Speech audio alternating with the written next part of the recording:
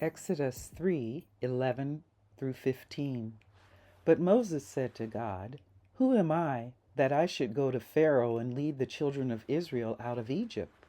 God answered, "I will be with you, and this is the sign by which you will know that it is I who have sent you. After you bring my people out of Egypt, you will all worship at this very mountain."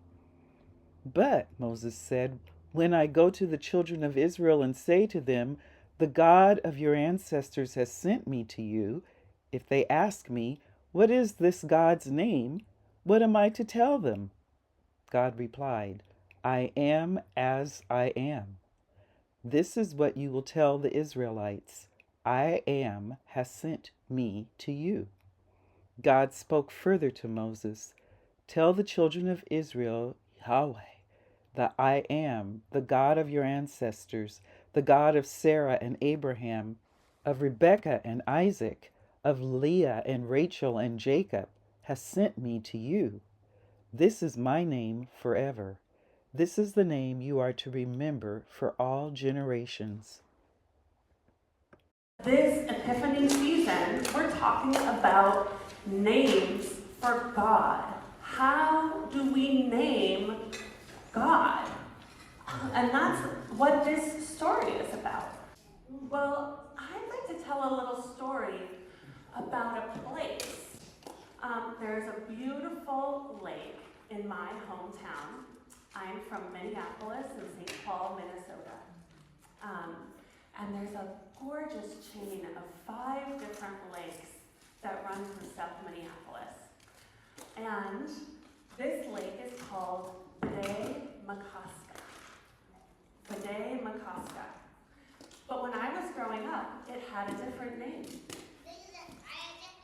About 15 years ago, people in my cities, because it's twin cities, Minneapolis and St. Paul, started asking, what does this name mean? Of that, not original name, but that name that it had when I grew up there. And what we learned is that the not original name, but the name that I knew originally, came from a person who was an army general when Minnesota became a state. And that army general helped to establish the first fort in Minnesota and basically helped Minnesota become a state in the United States, which also meant that it helped Minnesota steal land from the original people who were there. This army general also was a politician, and this politician owned other people who were enslaved, and he advocated often for the continuance of slavery.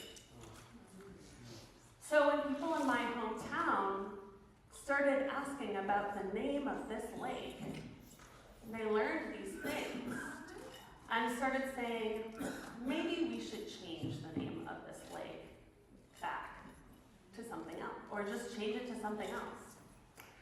And so they started asking around, and they learned that the original name of this lake, as far as they could tell, that was given to them by the Dakota people, given to the lake by the Dakota peoples who lived there, was Makaska, which means White Earth Lake. White Earth Lake, or White Shores Lake. Lake with white shores. And so that is the name of that lake now. And can everybody say the name of this lake with me? Makaska. Makaska. Makaska. And it helps us know how what we name things really matters. Well, in our story, when Moses asks God, "How will my people know that you sent me? Who can I tell them who sent me?" And God says, "I am who I am."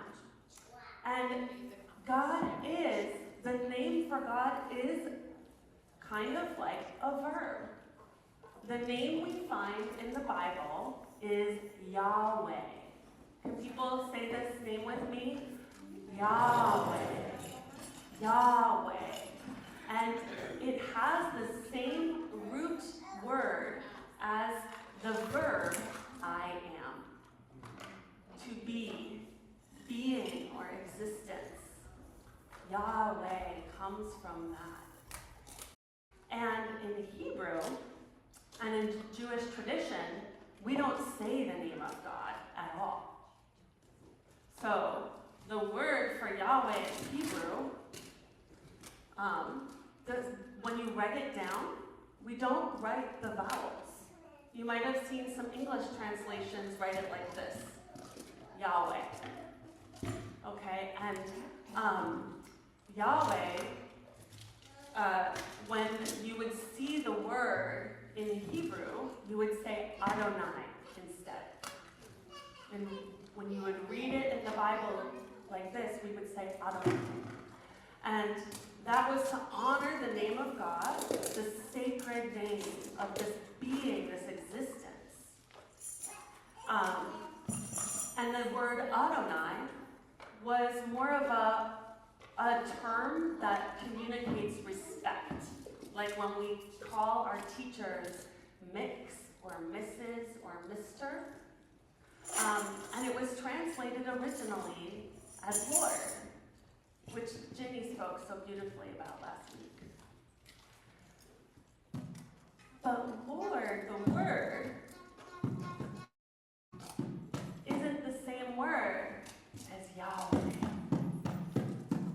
So, when we talk about the name of God, something's lost when we speak about it in English, because we're reading the word Lord.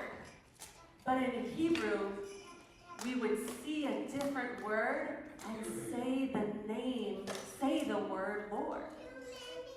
So in that original way of being, we would know that we were saying a different word than God's name. So there's one other really important thing that I want people to know about God's name. It's the word Yahweh. When we say it, there are no consonants that we use our tongue or our mouth, our lips. So when we say it, we go Yah, Yahweh, Yahweh. And there's a theologian named Richard Rohr who teaches us that actually we can say God's name like a prayer. We can breathe in and breathe out.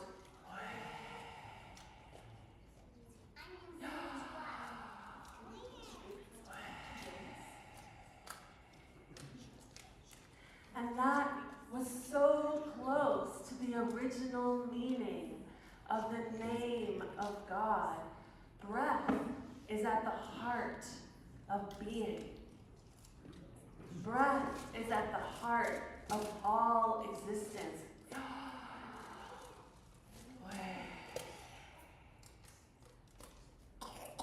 And in this way, even if we never say the word Yahweh, every time we breathe in and out, we are praying the word Yahweh. And we are praying the name of God through our entire existence, all of our being. Can everybody say God's name with me as we breathe together right now? Let's try it.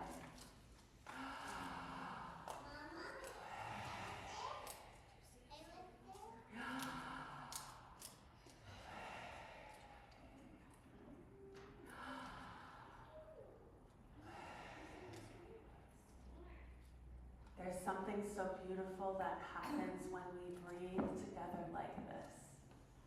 We are connected to spirit. We are connected to the divine. When we breathe, our nervous systems settle. and ground us and connect us to the one who is unnameable. 1, 2, 3.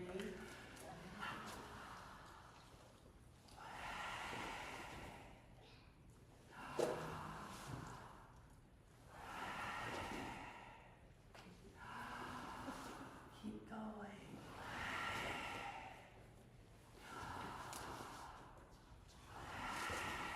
2 more times.